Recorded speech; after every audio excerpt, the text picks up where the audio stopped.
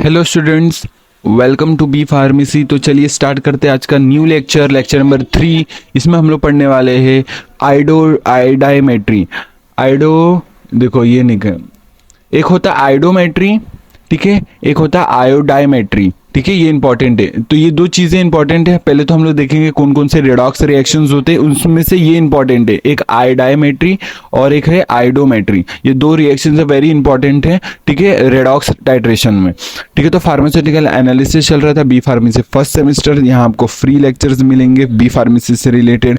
And आपको बता दूं, हम लोग ने HEP हो गया, फार्मास्यूटिक्स हो गए, फार्मास्यूटिकल इनऑर्गेनिक केमिस्ट्री हो गया, सबके एक एक दो यूनिट्स, ये थ्री यूनिट्स कवर कर चुके हैं। आप जाके देख लो कितने यूनिट्स कवर किए, ठीक है। तो हमारा ये यूनिट 4 है, उसके अंदर एक ही चैप्टर है, that is redox titration. 2 lecture upload कर दिए, आज ये तीसरा लेक्चर है। चलिए स्टार्ट करते हैं। तो हम लोग पढ़ रहे हैं टाइप्स ऑफ रेडॉक्स टाइट्रेशन। क्या पढ़ रहे थे? Types of redox titration. Types of redox titration, there are of following types. कौन कौन से? पूरे 6 टाइप्स के होते हैं। एक सेरीमेट्री, आयोडाइमेट्री, फिर आयोडोमेट्री, फिर ब्रोमेटोमेट्री, फिर डाइक्रोमेट्री, फिर टाइट्रेशन विद पोटेशियम आयोडेट, ठीक है। तो ये 6 है, उसमें से सबसे इंपॉर्टेंट ये 2 है, सबसे इंपॉर्टेंट ये 2, आयोडाइमेट्री और आयोडोमेट्री, दोनों इंपॉर्टेंट है, ठीक है। तो ये इसी के बारे में डिटेल पढ़ना है वैसे भी। तो आयोडाइमेट्री में होता क्या, आज का लेक्चर, आज का टॉपिक उसी पे बेस्ड है, ठीक है। तो आयोडाइमेट्री में होता क्या है, ये एक तरीके का रेडॉक्स टाइट्रेशन है जिसमें हम लोग आयोडीन को इन्वॉल्व करते हैं, और ये एक डायरेक्ट टाइट्रेशन है। ये इंपॉर्टेंट है कि iodimetry is a direct titration, very important, ठीक है, ठीक है। Direct titration with iodine. इसमें क्या करते हैं हम लोग, कोनिकल फ्लास्क के अंदर, चलिए पहले ये रिएक्शन देख लेते हैं, ठीक है। इसमें क्या करते हैं, इसमें बेसिकली ओवरऑल होता क्या है, जो आयोडीन हम लोग यूज करते हैं उसको पहले आयोडाइड में बदलते हैं, आयोडीन को आयोडाइड में बदलते हैं, ये आयोडाइमेट्री में, ठीक है। तो इससे समझ, देखो आयोडाइ यहां से याद रख लो, आयोडाइ मतलब आयोडाइड, और मेट्री मतलब जनरेट करने वाला, आयोडाइमेट्री मतलब आयोडीन इसमें बनता है, ठीक है। तो इससे याद रख लो तो अच्छा है।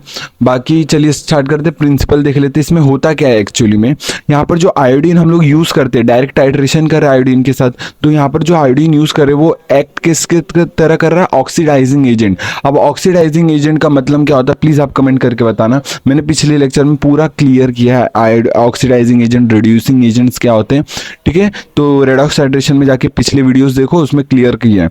तो ऑक्सीडाइजिंग एजेंट चलो बता देता हूं। इसमें वो क्या, ऑक्सीडाइजिंग नाम से समझ में आ रहा है, दूसरे को ऑक्सीडाइज करेगा, खुद रिड्यूस्ड होगा।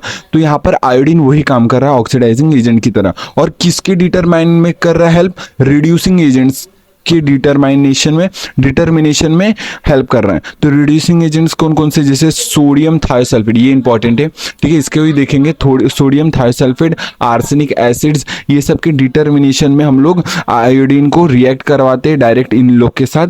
ये प्रिंसिपल इस चीज का, ठीक है। बात करते हैं and point is determine by, मतलब इसमें हम लोग क्या करते हैं, स्टार्च इंडिकेटर लेते हैं, जो क्या होता है एक्चुअली में ब्लू कलर होता है, जैसे ही वो रिएक्ट कर देता है तो क्या बन जाता है, कलरलेस बन जाता है।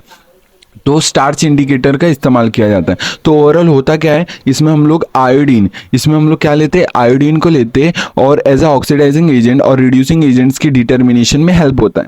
और यहाँ पर रिड्यूसिंग एजेंट्स इंपॉर्टेंट कौन सा है, सोडियम थायोसल्फेट, ठीक है। यहाँ तक क्लियर है। चलिए आगे बढ़ते हैं, प्रोसीजर देख लेते हैं, क्या क्या प्रोसीजर है, पूरा डिटेल देख लेते हैं, ठीक है। तो प्रोसीजर है, फर्स्टली हम लोग क्या करते हैं, जो आयोडीन है और KI है, पोटेशियम आयोडाइड, जो पोटेशियम आयोडाइड और KI एंड आयोडीन दोनों को हम लोग रिएक्ट करवाते हैं और वाटर डाल के एक सॉल्यूशन बना देते हैं। अब होता क्या है, एनालाइट सॉल्यूशन, मतलब बीकर लेते हैं, उसके अंदर हम लोग ये वाला सॉल्यूशन जो अभी बनाया है, आयोडीन और KI से जो सॉल्यूशन बनाया है वो हम लोग बीकर में डालते हैं, उसके अंदर स्टार्च इंडिकेटर डालते हैं, ठीक है, इंडिकेटर डालते हैं। इसमें होता क्या है, जो ये स्टार्च है, जैसे हम लोग ने स्टार्च एज ए इंडिकेटर डाला, वो स्टार्च आयोडीन के साथ रिएक्ट करके क्या कॉम्प्लेक्स फॉर्म करता है, starch iodide complex, starch iodine complex बन जाता है।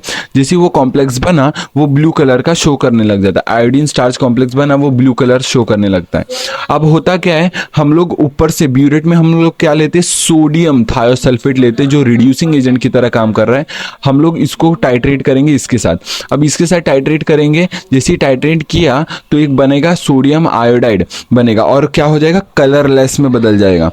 क्या मैंने बोला, जैसे आयोडीन स्टार्च के साथ जुड़ा है तो क्या बना, ब्लू कलर। जैसे ही इसके साथ रिएक्ट करेगा सोडियम थायोसल्फेट के साथ, वो कलरलेस में बदल जाएगा, ठीक है, क्योंकि कॉम्प्लेक्स टूट जाएंगे ना। तो रिएक्शन देख लो, जहाँ पर आयोडीन थायोसल्फेट के साथ रिएक्ट करके सोडियम आयोडाइड बना। तो बेसिकली यही हुआ ना कि आयोडीन से आयोडाइड बना। तो पूरा रिएक्शन में तो हम लोग ने वही देखा ओवरऑल, जहाँ पर आयोडीन आयोडाइड बन रहा है, इसलिए तो आयोडाइमेट्री रखा है ना हम। Now during titration, when all iodine is used with sodium thiosulfate from iodine starch complex, blue color starts disappearing and colorless at end point। मतलब होता क्या है, इसमें जो भी आयोडीन है सब यूज्ड हो जाता है फ्रॉम आयोडीन स्टार्च कॉम्प्लेक्स। जो ये बना था उसमें से सारे आयोडीन यूज हो जाते हैं, किसमें, दैट इज सोडियम थायोसल्फेट के साथ रिएक्ट करने में यूज हो जाते हैं, और वो ब्लू कलर से कलरलेस में बदल जाता है। तो यहाँ पर हमारा एंड पॉइंट पता चलता है, रिएक्शन कंप्लीट होने का पता चलता है, इंडिकेट होता है।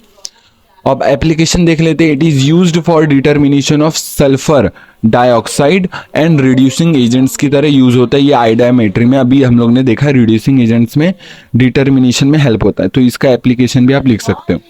ठीक है, तो इतना ही था आयोडाइमेट्री, आज का टॉपिक इतना ही था, छोटा सा था। फिर नेक्स्ट वीडियो में हम लोग आयोडोमेट्री ट्राई करेंगे, हाँ, नेक्स्ट वीडियो में। बाकी आज का रिवाइज कर लेते हैं।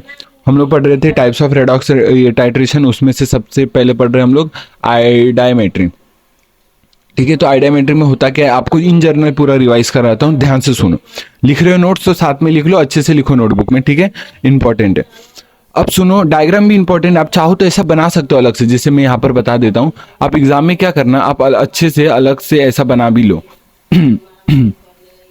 मान लो ऐसा ब्यूरेट है, ठीक है, ब्यूरेट है, और फिर यहाँ पर हम लोग ने लिया कोनिकल फ्लास्क, ठीक है, फिर यहाँ पर हम लोग ने लिया Na2H2O3, मतलब वही सोडियम थायोसल्फेट, और यहाँ पर लिया हम लोग ने iodine starch complex, iodine starch complex.